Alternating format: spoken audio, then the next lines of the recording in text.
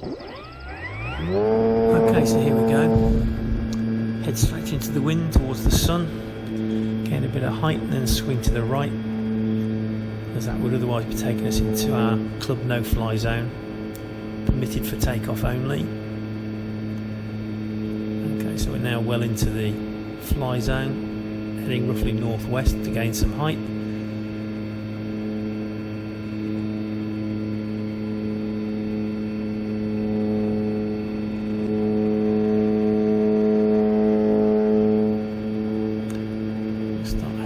Over Lizard Hill, which is just over the port wing there.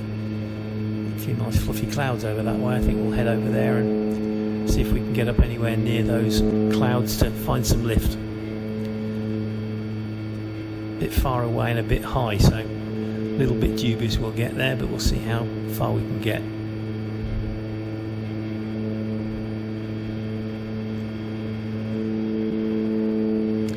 Flying over the top of Lizard Hill now. The whole hill is covered in woodland. It makes a very great landmark. It's pretty much where all my flying gets done. Well, that's 1,000 feet. Time to power off and turn back into the wind. We didn't get to those clouds. They were a bit high and a bit far away. My observer is pretty much at the limit of his visibility at the far end of the woods where we are now. He's got good eyesight, but there are limits.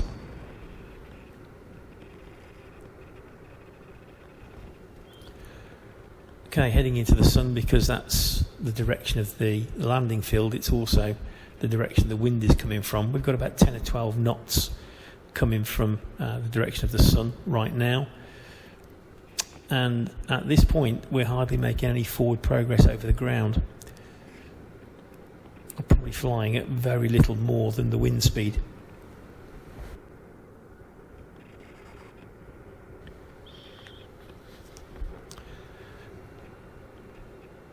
The upside of that is we're losing very little height. We're probably still not much below 950 feet.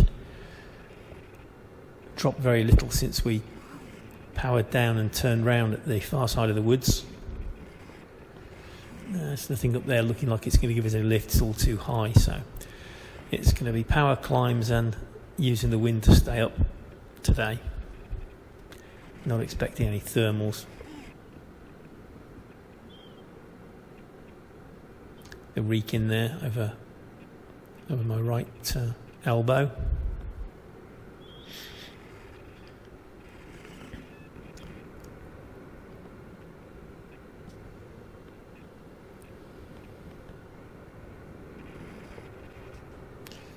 We're using the farm in the middle of those fields to the left as a benchmark.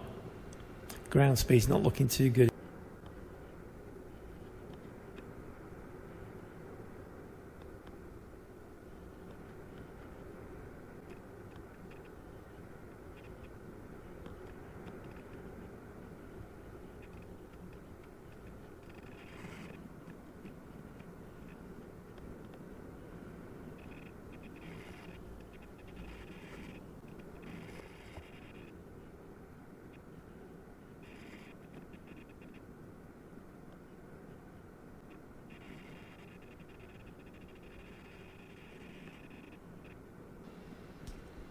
I'm not going to be able to hold the nose up much longer now. Been trying to keep the nose up to maintain height, but it's looking like we're getting near a mush stall here.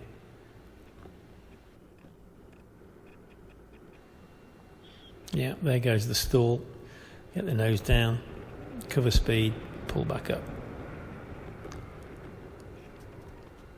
Very benign stall characteristics in this glider. Recovers really quickly.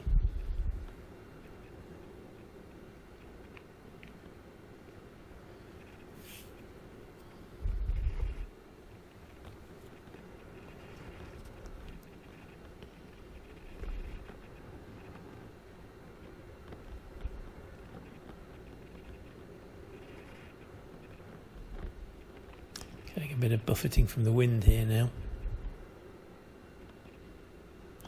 Right, nose down, get some speed up, pull back, and a nice loop.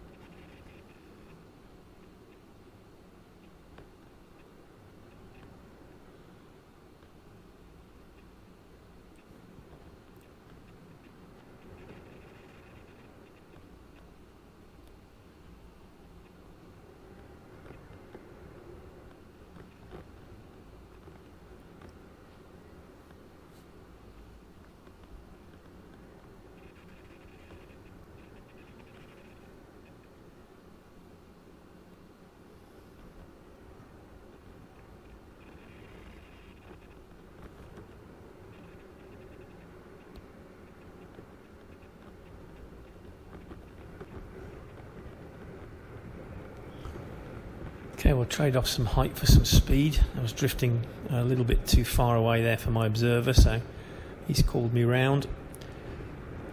Obviously I'm into the wind, so to get enough airspeed to cross the ground I'm having to trade height for speed. We're doing alright. We should clear the woods before we run out of height.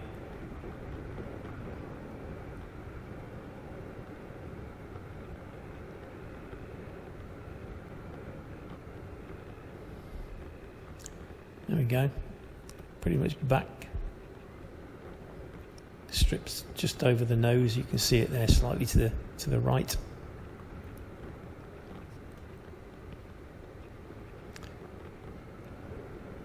I've lost a lot of height in the process of getting back though, so I'm probably going to need to do a power climb in a minute.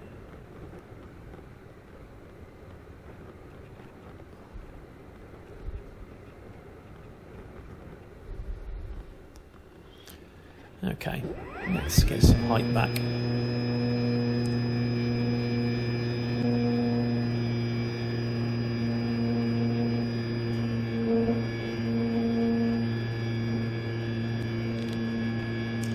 Heading off towards the northwest, away from the landing strip.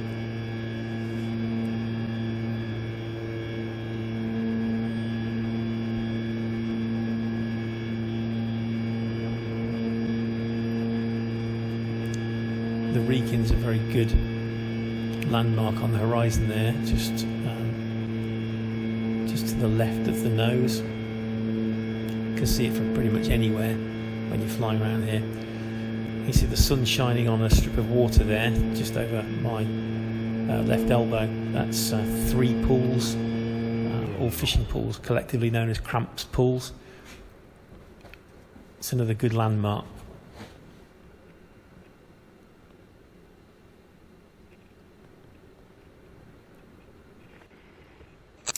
There's a full-size plane there. It's just been called out by my observer. It's heading north across the top of our actual landing strip, but well away from where I am, as you can see. He's heading north away from my flying area. He's pretty much out of my fly zone already and heading away, so I'm no threat to him or him to me. So we'll go back to flying over the woods. Interesting observation there. My observer, when he called out that there was a full-size plane heading over the strip, well out of my way, but giving me notice it was there, he actually thought I was flying higher than the other aeroplane. But as you can see there, it was quite a bit higher than me.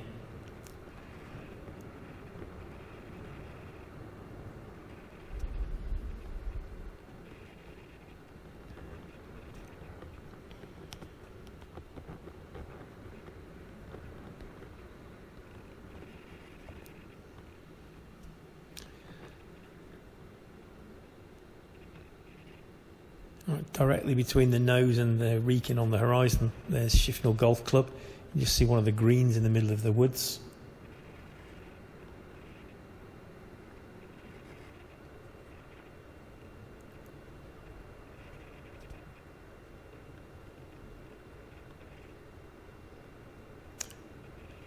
Just under the starboard wingtip there, you can see a straight line through the fields. That's the A5. There's another flying club just on the other side of that. Never spotted any of their aircraft in the air, it's too far away. Getting a better view of the golf club over the nose there.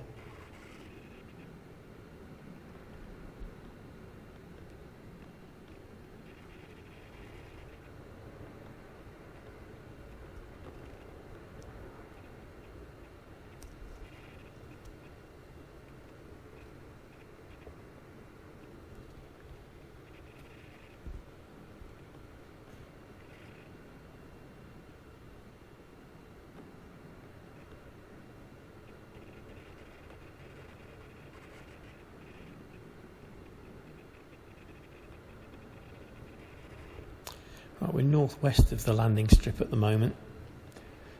Just under the nose there, slightly to the right of the nose, is a small pool. It's a good landmark for me. It pretty much marks the limit of how far I'm going to be flying to the northwest before my observer struggles to see and give me control commands. So time to turn around and head back towards the strip.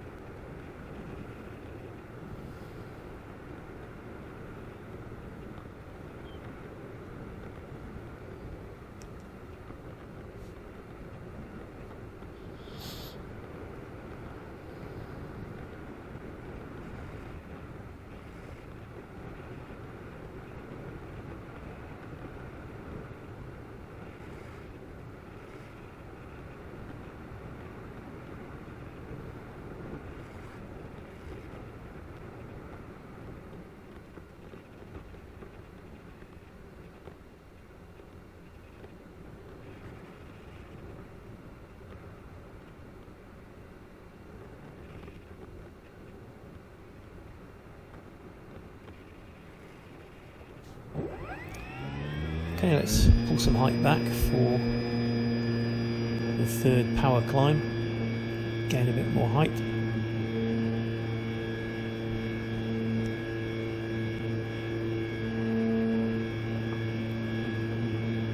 Just behind the cockpit I have a free sky variometer in this glider which gives me real-time height information.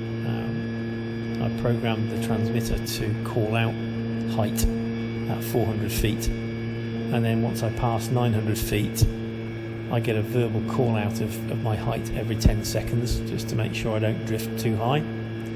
It's very useful when climbing out like this because it gives me a very clear indicator when it's time to power off and start the glide.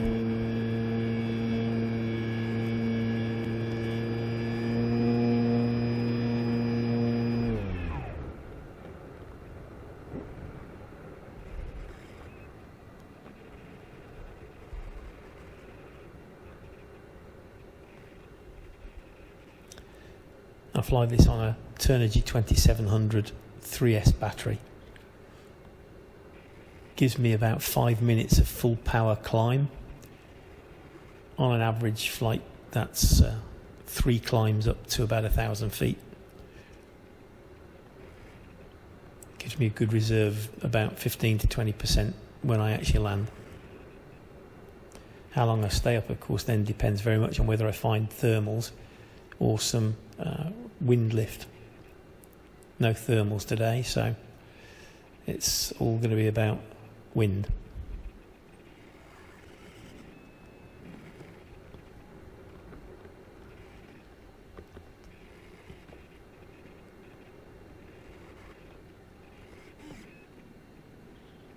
Nice view of Lizard Hill there over to the port. You see the whole hill covered in wood.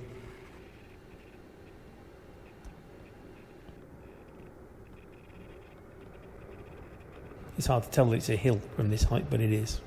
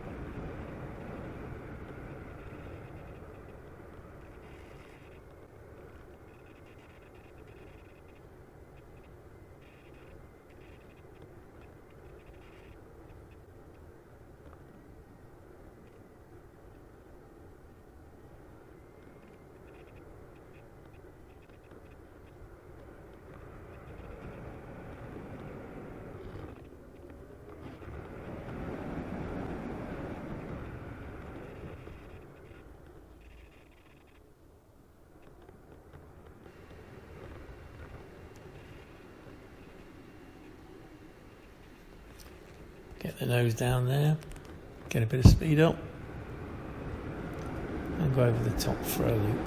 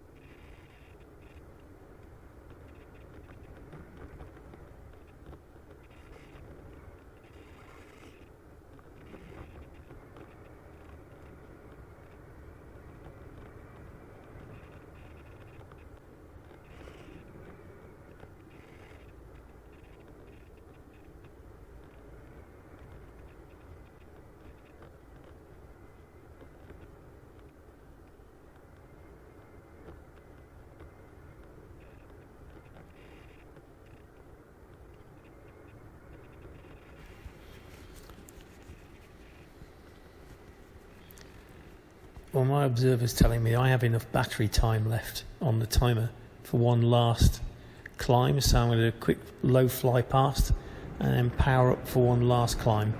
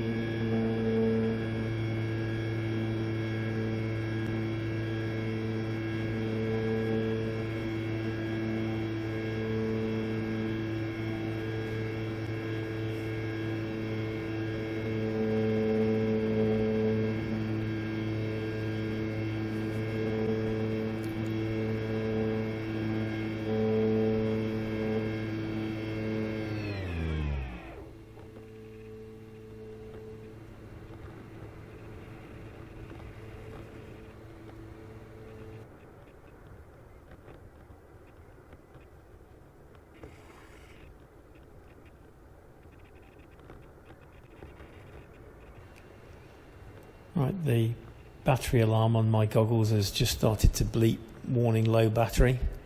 I don't want that running out while I'm in the air, so I'm going to get the nose down and do an emergency dive straight back for the field, close the gap and get her down before the batteries on my goggles give up on me.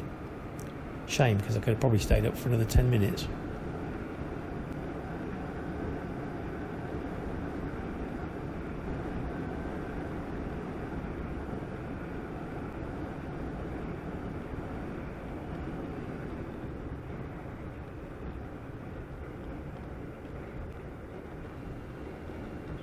Turn it into the wind. I'm a bit short. Not the best of landings, but I wanted it down quickly. And there we are, 20 minutes on one battery. Probably could have done another 5, maybe another 10.